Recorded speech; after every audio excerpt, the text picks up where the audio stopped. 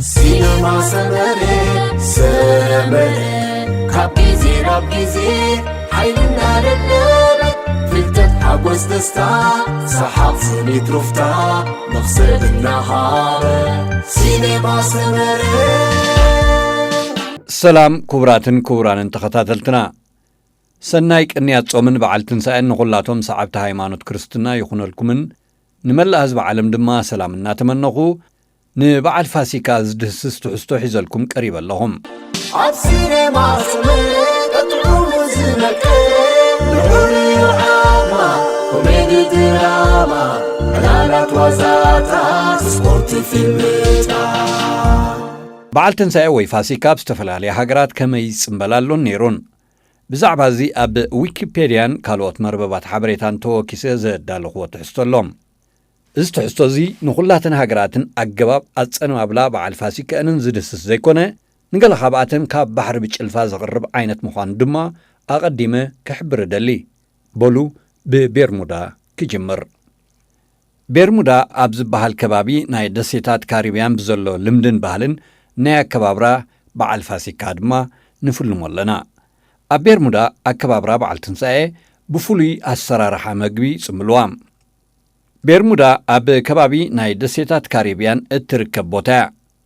بيرمودا بعال تنسائي بفولي السرارحة مقبي سمبلوام كاب استفلالي عينتات سقعسا مز استفلالي شوكولاتان مقور حبس تنزدالو فولي عينت مقبي بمسرح نقاشاتاتهم بمعدام ويون كم هي بمهاب بدمكت يخبروا كاب هاقرات كاريبيان كي وصانا ابتخبابي ناي تركب هيتي ابستبهالت كاب بيرمودا التعبين اشتهاقر زكادا كبابرا بعال فاسيكا مسنر ادما دك انستيو ناي تهاجر راب غودناتات ناي كبابين بموسان بستفلالي حبر زوقب الباسات بملباسن رارا زي تباهله بهلاو سعسعيتنا حلاف مقدي كم مرئيت يغربان بزي كازي كم قص بركت ويهياب نبيت سبن فتوتن خالقوتن كم مقبز قلقل انسسادما يوفيان بحبر مس هزبي كبابين يقوادسون أب دبو أمريكاوي تهاجر برازيل أب كنيات بعال فاسيكا فلي زبلن تفتاتي زكاد زدما نخطريهم ملكع زي بلوم بصفتن صباقن زي تصرحو بامبولاتات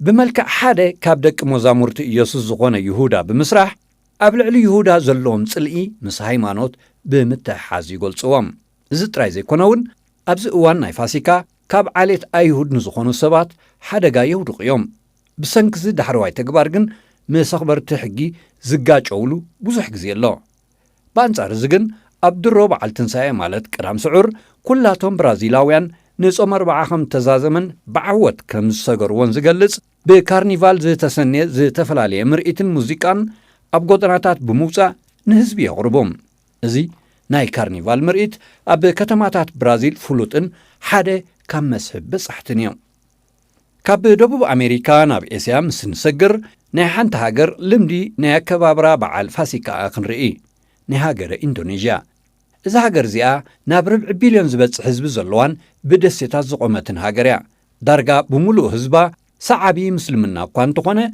ببرتغالاوان زاتو هايمانوت كاثوليك زسعبو لعلي شو 1 مليون أمنت كاثوليكاويت بتكريستيان كم زلو وايزنقر إزوم أمنت دما بفلاي من إسيات أبتن زنوبرلن كتماتات نايت هاجر لك كما بكالوت هاجرات زقبر نسقلتن تنسائن كريستوس زقلص أسائلن عبيتي ناي سقلت مساكلن بمحاز أب غودناتات كتماتاتهم نبعال فاسيكا عامت بحابن يسنبلوا ناب هاجرات أوروبا مسن سجر ناي اسبانيا خنقدم أب اسبانيا زكات سنبلا كبابرا بعال تنسائي بدرجة عالمون أزي فلوتيوم بفلا أب كتما سيفيل وي سيفيا زكات سنبل أزي هبوبن بزحت بصحت هاجر زساتفونيو أب كنيات بعال فاسيكا سعبتي لعلى 5 استفلاليا هايمانوتات زخونو أما إيتاش حتى هزاب أب غودناتات نايتا ختما بمفساس نسقلت إيسوس كريستوس زقلص زتفلالي شرحوتات بمحازن بمچدارن نت سقلت زنصبارق مرئيتات يقربوم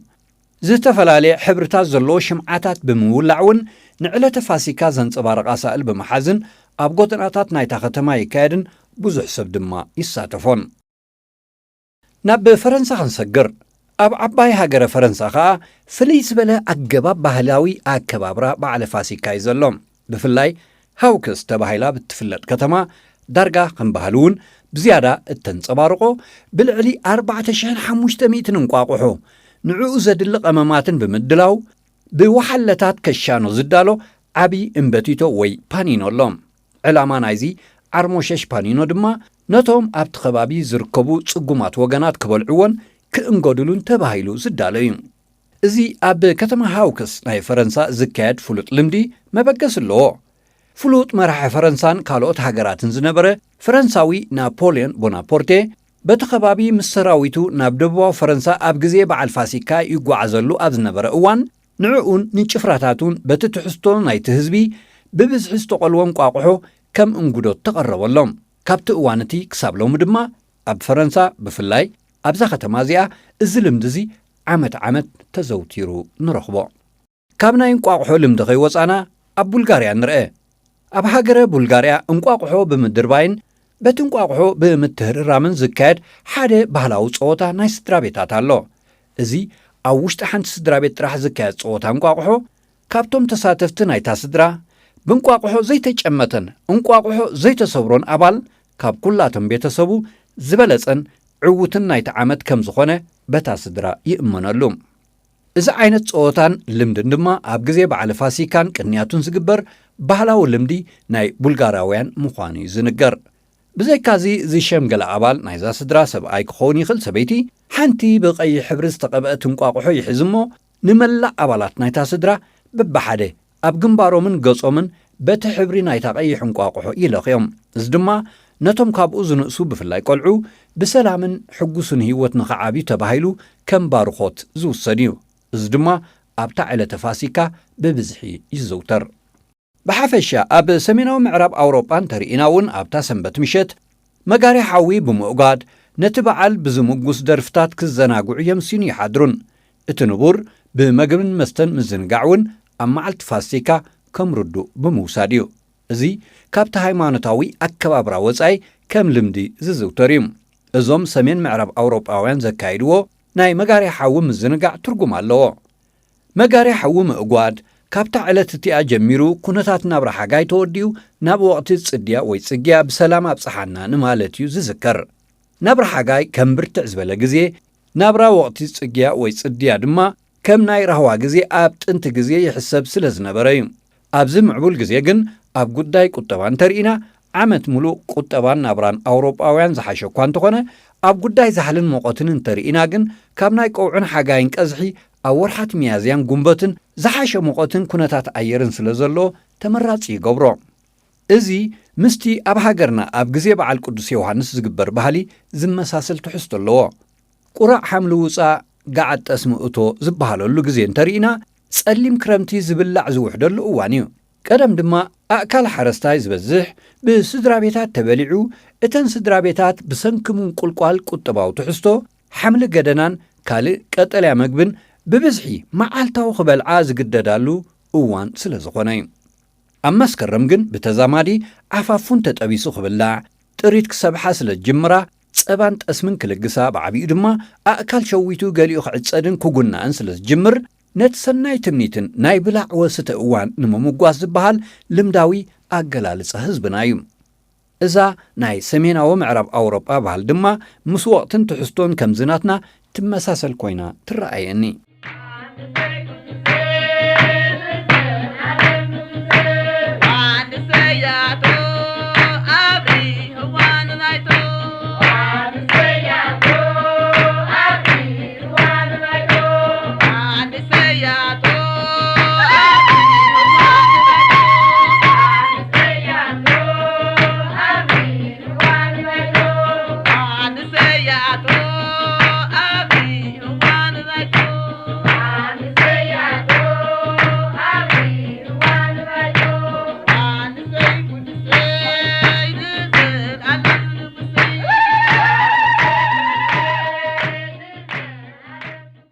ኣብ ከተማ ፍሎረንስ ኢጣልያ ድማ ጻዕዳ ብዕራይን ብዝተፈላለየ ጨርቂ ዝተሰርሐ ውቁብ ካሮሳ ብምድላውን እቲ ብዕራይ ምስ ዝስሕባ ካሮሳ ክሳብ ናብ ካቴድራል ወይ ቤተ ክርስቲያን ዝበጽሕ ብማእከል ዓበይቲ ጎደናታት ናይታ ከተማ ብሽሓት ህዝቢ ተዓጂቡ ይጓዓዝ።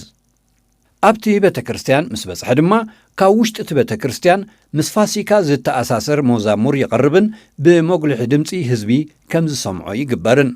ብዘይካዚ ብመልክዕ ጻዕዳ ርግቢት ዝተሰርሐ ህያብ ናብታ ብጻዕዳ ብዕራይ እትሰሓብ ካሮሳ ይወሃብ። ብድሕሪዚ ከም መግለፂ ሓጎስ ናይቶም ተሳተፍትን ምእመናንን ርችት ኣብታ ከተማ ይትኮስን እታ ከተማ ብብርሃናት ርችት ትደምቐን። ካብ ኣውሮጳ ከይወፃና ናብ ሽወደን ምስ ንሰግር ድማ ሽወደናውያን ንበዓል ቅዱስ ትንሣኤ ንባህሎም ዝገልጽ ኣገባብ ኣከባብራ ኣላቶም። ኣብ ሸነኽ ኣመጋግባን ምድላው ምግቦምን ምስ ንርኢ ብዝተፈላለየ ሕብሪ ዝወቀበን ዝተኸሸነን እንቋቑሖ ምስ ስጋን ሽጉርትን ተሓዋዊሱ ዝዳሎ ፍሉይ መግቢ ይእንገዱ። እዚ ኣመጋግባ ናይ ዝበዝሑ ዜጋታት ሽወደን ኣብ መዓልቲ ፋሲካ ዝግበር ኣገባብ ክኸውን እንከሎ ህፃናት ወይ ቆልዑታ ስድራን ጎረባብትን ድማ ፋሽኑ ዝወደቐን ዝበለየን ክዳውንቶም ብምልባስ ተዋስኦ ዝመስል ኣገባብ ንስድራ የርእዩን ይጋብዙን። ከምዚ ቀደም ኣብ ግዜ ሓዘን ናይ ገለ ክፋል ሃገርና ኣዴታት ናይ ሰብኡተን ልብሲ ብምልባስ ሰብኣይ ተመሲለን ዘካይዶ ዘስሕቕ ተዋስኦ ማለት እዩ። ኖርዌጃውያን እውን ንበዓል ትንሣኤ ምኽባር ካብ ዓርቢ ስቕለት እዮም ዝጅምርዎ። ዝተፈላለየ ናይ ገዛ ስራሓት የካይዱን ከባቢኦምን ገዛውቶምን የጽራርዩ። ብዝያዳ ድማ ኣብ ከባቢኦም ብምንቅስቓስ ከም ምሕኳር ጎቦታት፣ ከቢድ እግሪ ጉዕዞ ምክያድ ዝኣመሰለ ንጥፈታት ብምክያድ ንሰብነቶም የህልኽዋ። ሰንበት ምስ ኮነ ድማ ዝተፈላለየ እንግዶት ብምድላው ንነብሶም ቤተሰቦምን ፈተውቶምን ብምዕዳም ነታ ኽብርቲ ዕለት ብምግብን ብደስደስን ብምዝንጋዕ ጸንቢሎማ ይውዕሉ። ኣብ ምብራቕ ኣውሮጳ ኣብ እትርከብ ሃገረ ሃንጋሪ ድማ ኣብ ግዜ ፋሲካ ዘካይድዎ ባህላዊ ምርኢትን ፀወታን ኣሎ። መብዛሕትኡ ብመንእሰያት ደቂ ኣንስትዮ ዝግበር ኮይኑ ኣብቲ ኣጋጣሚ ንፀወታን ምርኢትን ዝወፃእ ዘይተመርዓዋ ደቂ ኣንስትዮ ሳዕስዒትን ምርኢትን ኣብ ዘቕርባሉ መንእሰያት ደቂ ተባዕትዮን ብወገኖም ማይን ጨናን ናብተን ደቂ ኣንስትዮ ኣብ ክዳውንተንን ፀጉረንን ይንስንሱ። እቲ ኣጋጣሚ ድማ እቶም መንእሰያት ይጥቀሙላ እዮም። ሓደ መንእሰይ ነታ ዝፈትዋ ወይ ብልቢ ዘፍቅራ ናይ ፍቕሪ ሕቶ ንኸቕርበላ ዕድል ይረክብ እዩ። እዚ ኣብ ከበሳታት ሃገርና እውን ብፍላይ ኣብ ገጠራት ኣብ ሃንሰ መስቀለ መንእሰያት ደቂ ኣንስትዮ ንመዛንኦን ደቂ ተባዕትዮ ሃነን ንምባል ተቖኒነንን መልኪዐንን ጓይላ ክተኽላ እንከለዋ እቶም ደቂ ተባዕትዮ ብወገኖም ድማ ንምርጫ መጻምቲ ዕድል ዝረኽብሉ ኣጋጣሚ ምዚ ናይ ደቂ ሃንጋሪ ተመሳሳልነት ዘለዎ ኮይኑ ይረአየኒ። ከምዚ ሎሚ ኣብ ሃንጋሪ ይኹን ኣብ ሃገርና እቲ ባህሊ እናሃሰሰን መጻምዲ ምርካብ ብኻልእ ውልቃዊ ኣገባብ ከይተተክአን እንከሎ ማለት እዩ። ብሓፂሩ ኣብ መላእ ዓለም ምስ መዓልቲ ዓርቢ ስቕለትን በዓል ትንሣኤን ዝተሓሓዝ ሃይማኖታዊ ዝመበገስ እዩ ዝተፈላለየ ኣከባብራ ጽምብል ፋሲካ እዩ ዝካየድ። ዳርጋ ብምልኡ ድማ ነቲ ሃይማኖታዊ በዓል ብዘንጽባረቓ ሳእል ምርኢታት መዛሙርን ዝተሰነየ ኸ እዩ። ኣብ ሃገርና እውን ካብዚ ዝፍለ ኣይኮነን። ዝተፈላለየ ኣመንቲ ክርስትና ዝኾነ ሃይማኖታትና ዝስዕብዎን ዜጋታትና ብዘይካቲ ናይ ጾም ኣርብዓ ዝካየድ ንጥፈታት ጾም ኣብ ግዜ ዓርቢ ስቕለት ዝርአ ናይ ስግዳንን ግላይላይሶን ኣገባባት ከምኡውን ኣብ በዓለ ፋሲካ ዝርአ ሃይማኖታዊ ጸሎትን ንጥፈታትን ናይ ሕርድን ናይ እንቋዕ ኣብፅሓና እንጉዶትን እውን ብሰፊሕ ዝካየድ ዝውቱር ሃይማኖታዊ ልምድናን ባህልናን እዩ። እምበኣርከስ ክቡራትን ክቡራንን ተኸታተልትና ኣብ ኣከባብራ በዓል ፋሲካ ኣብ ገለ ኹርናዕ ናይ ዓለም ካብ ባሕሪ ብጭልፋ ዘቕርብናልኩም ትሕዝቶ ነዚ ክትከታተልዎ ዝጸናዕኩም እዩ ዝመስል ነይሩ። ርሑስ በዓል ፋሲካን ትንሣኤን ንኣመንቲ ክርስትና ክኾነልኩም እናተመነኹ ድማ እፋነወኩም ኤፍረም ግደ። ሰላም ወሰናይ።